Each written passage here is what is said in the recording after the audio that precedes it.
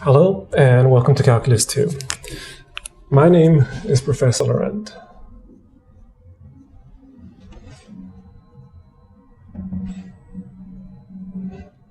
And I'm very happy to be the instructor for this course. It's a course I enjoy teaching very much, I have a lot of experience with, and one that I hope will be enjoyable for you too, despite the limitations created by this current situation.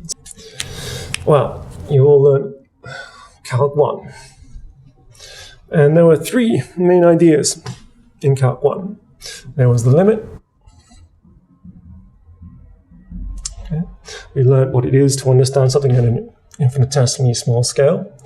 There was differentiability.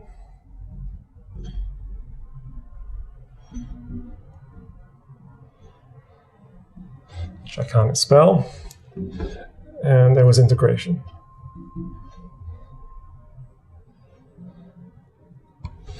Okay, and differentiability, the key idea was that we're going to understand something which might be somewhat complicated by looking at it at a very, very small scale.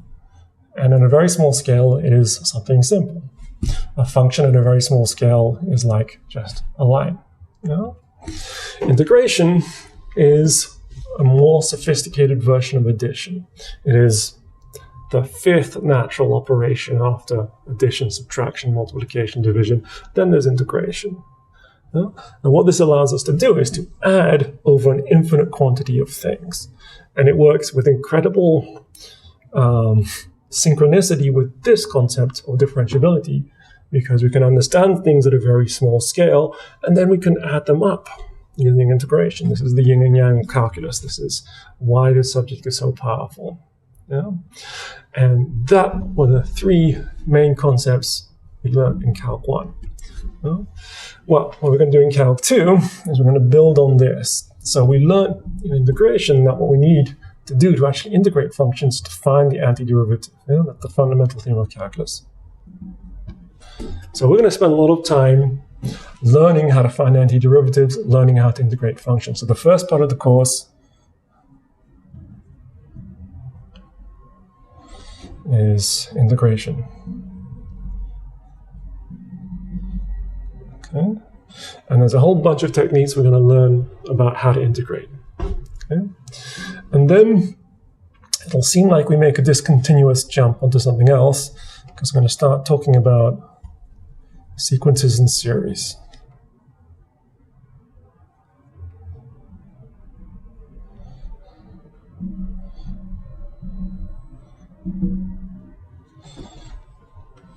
Which is, for many of you, quite new content and perhaps quite different. It's like quite a different kind of flavor of maths. It is actually the same maths, but it's going to perhaps not seem like it to begin with. And these things are even more elementary than the functions. All right, easier and more elementary things than functions, sequences and series. But they will take some getting used to. They are new concepts. They are things to be understood, rather than this stuff, which is much more, well, which is indeed perhaps much more algorithms to be applied. It goes from a kind of algorithmic part of the course to a more conceptual part of the course. But these things connect, because putting these things together, or as a consequence of this thing, I should say, we learn about Taylor series and Maclaurin series, which is a way to represent functions as something like an infinite polynomial, a polynomial with infinitely many terms, which in many ways, in fact, practically always, is as nice as a polynomial in its domain of convergence, which we'll define later. So we can stop dealing with functions, which are actually quite difficult in general, and start dealing with these things. And polynomials have many great properties. For example, integrating polynomials is really trivial. Right? It's going to turn out that integrating things that have a Taylor series and Maclaurin series is really trivial. So all of these integration techniques we learn here will be somewhat replaced by the fact that we have this powerful way to represent functions as an infinite series. So we're going to replace these difficult individual methods we learn one by one by some kind of Uber method or Uber technique. It's Taylor series. This is the main reason we teach you sequences then series, is to explain Taylor series. And the final part is the introduction to multivariable calculus.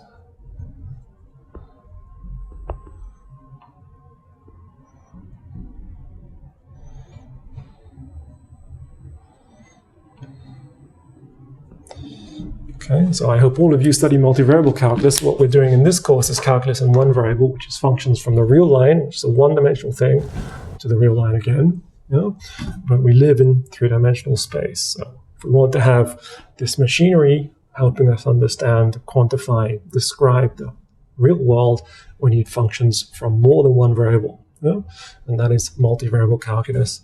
And we begin that a little bit in the final part of this course. Okay, so that is what you'll be learning. So, how am I gonna deliver this content? So,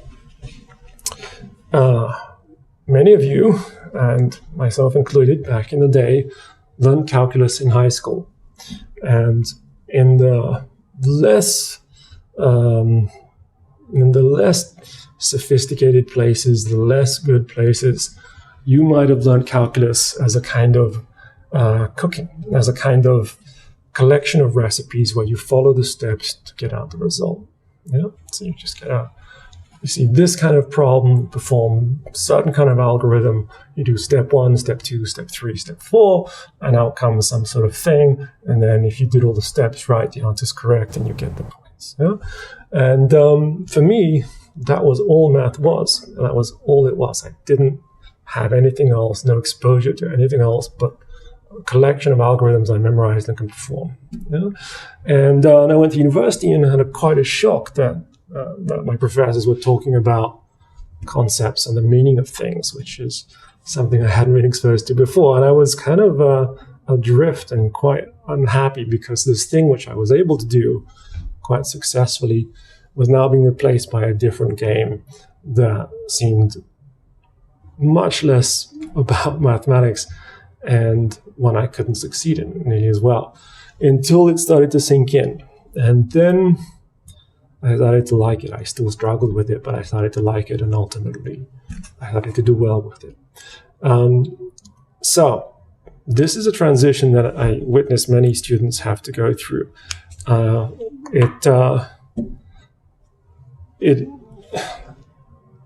Mathematics itself is not about the learning and performance of algorithms. There is no need for human beings to do that. We have machines to do that. They do it much better than us. It's not a useful technique.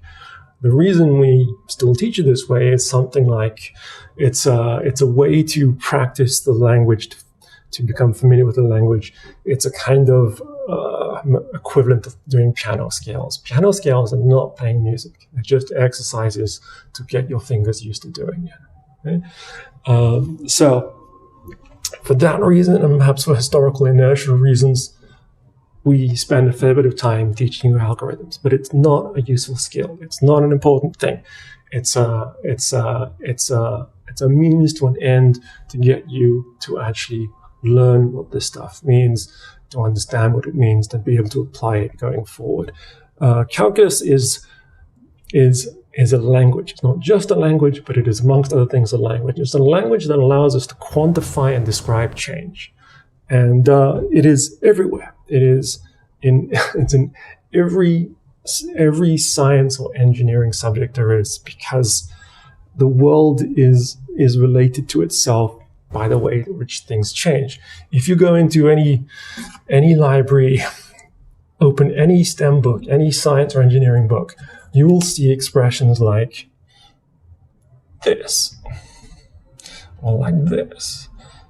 This is the so-called second derivative in a particular direction. This is the first derivative. These things are describing the way things change. And you'll have equations that involve expressions like this, because the way we describe the laws of the physical world is by observing them and seeing that the rate of change of something is related to the rate of change of something else. So open any book at all of anything from undergraduate level and above, and you will see it's completely full of this kind of stuff. Because this is the language you need to describe the world, and whether you fully know it or not, you're already using this language.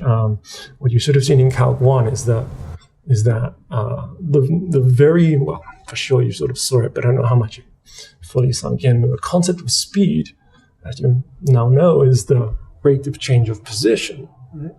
Which requires you taking a limit. It's actually the derivative of the rate of this position function. And that thing has no meaning unless you actually take a limit. Yeah, it's a meaningless concept unless you take the limit as t goes to 0 of this function f that denotes the position. So the concept of speed, which everybody is comfortable with, which is part of everyday language, is in itself a calculus concept. You can't know what that means without this concept of calculus. And this is just a very specific example. Calculus concepts are in everyday normal concepts, normal language, whether or not they're explicitly said in this way. And what we're learning here is this machine, this conceptual machine, which includes an ability to describe these things, describe these relationships, these rate of changes, how they affect, how they are changing, how they can be calculated, how they can be optimized. So, from my perspective, it's an absolutely fundamental thing. It's as fundamental as learning to read and write. It affects my daily life having this machinery. I put things in the context of this all the time, and if I didn't, I would feel helpless and blind. Many things would not make sense to me that do make sense to me because of this. If you go back in history to the 11th century, there were just tiny pockets of population that actually knew how to read and write. Right? So there were kings, there were very, very powerful people who controlled tens of thousands, hundreds of thousands of other people who didn't know how to read and write. And there were just these few scholars, these few people in whatever Catholic Church or whatever religious institutions who could actually read and write, who were going around telling people, hey, it's really useful to read and write. It's really powerful. But if you didn't know how to read and write, then it just seems like a stupid game where you're filling up pieces of paper with symbols. Huh? Being a math professor feels a bit the same. It's really fundamentally useful to have this conceptual framework, to have this language, to be able to quantify things, to be able to describe things in this language that are quantities that change, to be able to express problems in this language and then be able to solve them with these principles that we're teaching you. That is real power, and very few people actually have it. Far fewer people than you would imagine. And that's why I like teaching this course, because this is the beginning of this core competency, mathematical competency, that I hope you are all going to get. Your life will be better if you do. Not just your studies, which are all going to be built in terms of this language, but simply your life. You will have power if you have this core competency in mathematics. You'll have power equivalent to being one of the literate people in the 11th century. So that's why I choose to teach this course. I teach courses at all levels, from undergraduate all the way up to graduate. And I choose this course because I'm trying to get as many people into this as possible, get them to believe this, get them to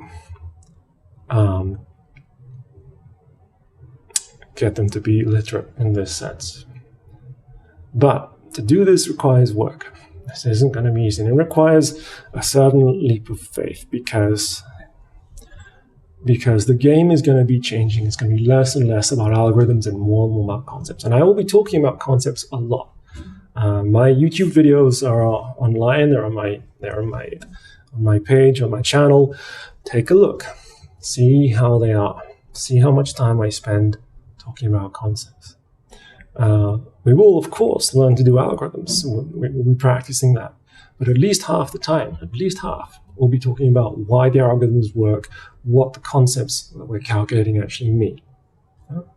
And if you are from this tradition that I was from, of simply learning algorithms without any discussion of meaning, that might seem like it's a waste of time. And indeed, it might seem like it's extra confusion added into the mix. Because all you really need, and you think, is just to learn the steps and get out the answer. But it's not. There's a reason. There's a reason that we do it this way. Because this is a language, and knowing its meaning is more important than practicing algorithms. If we just focused on algorithms, it would literally be like learning a language without discussing the meaning. I could, as an example I give a lot, I could teach you German in the following way. I could say, whenever you hear a sentence, was machen wir heute Abend, you respond with, wir bleiben hier zu Hause. But I don't tell you what the question means. I don't tell you what the answer means. I just say, whenever you see this question, you respond with that. And then you could go to Germany and you could try and have a conversation. You could hear a question you recognize, and you could respond with something. But you don't know what you've been asked, and you don't know what you've responded with. That is teaching math without sufficiently emphasizing what we're doing, the concepts, what it means. So I realize this will be new for many of you, or newish. You should have had some exposure to it last semester. But you'll probably have more exposure in this course than you've had before. And yeah, that's going to be a difference. That's going to be a difference. Yeah, so if you stay in this section, then try to trust me. Trust this process, trust me that I'm doing this for a purpose, for a reason, and that'll actually pay off in the long run. It will perhaps seem more difficult, but it will pay off in a huge way. Your future mathematical courses, your future engineering, physics, chemistry courses will be more meaningful by a factor of perhaps 3,000% if you actually know what the stuff, if the language it's being explained in actually means. So whenever you see some maths, whenever I'm doing any maths, I'm going to talk about its meaning. And what's really convenient about calculus is that it's incredibly pictorial, that I can literally draw pictures for the concepts almost every time. And that's what I'll be doing. So look back at my past videos. You will see me drawing pictures constantly. I will be expressing something in the language of math, and I'll be drawing pictures. And I'm going backwards and forwards all the time. And that's what you should do too. That should be what you aim for. That when you are reading something, you should be picturing in your mind the pictures that it describes. Just like if you are a musician, you can read music, you can hear it in your head. This is the level you need to get to. This is the meaning of the language. And if you get to this, then this actually becomes a beautiful and enjoyable subject.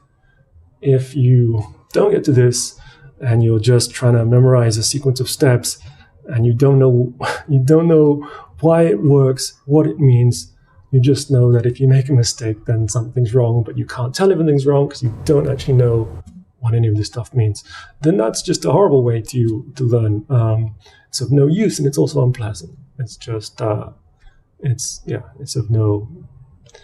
unpleasant, and it'll be of no use. It might seem more efficient. It might seem like you don't have to do extra things. You just have to focus on the steps. But trust me, it's of no use. It's going to come back to bite you in a big way going forward. So don't do that. Focus on the meaning. Focus on the concepts. Do not be happy unless the concepts make sense to you. Okay, cool. How to actually study? Well,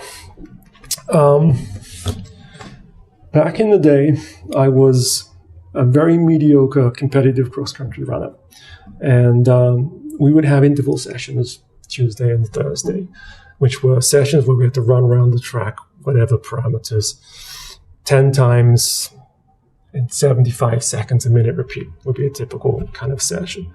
And these sessions were way harder than just going for your normal, 40-minute run. But what I noticed is that if I ever skip one of the sessions, then the next one will be so much worse, because every time it was ramped up, there'll be less recovery, there'll be a faster pace, whatever. It would always be harder.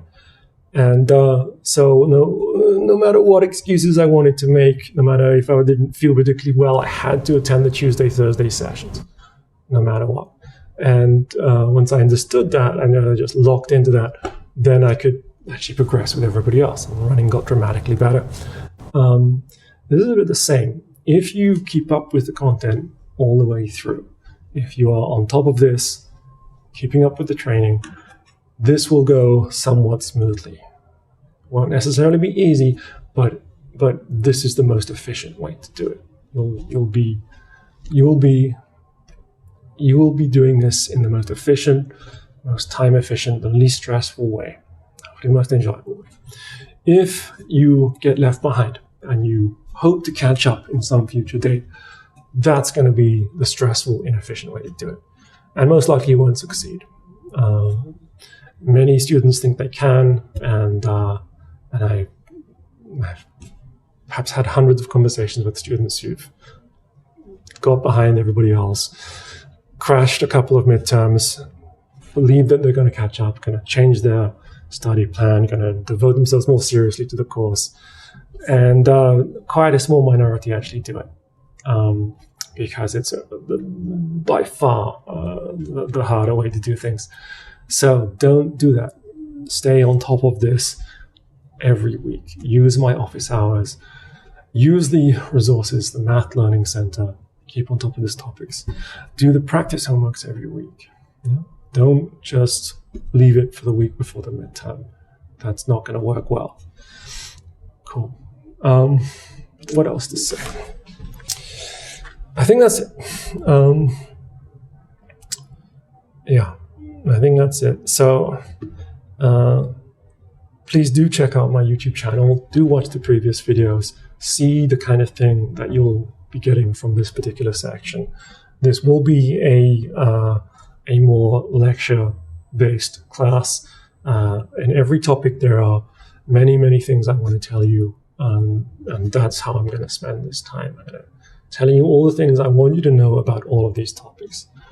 However, this is a subject that you need to actually not just watch, but do. And you learn this more by doing than by listening to me. You need to listen to me first, and then you have to actually do it.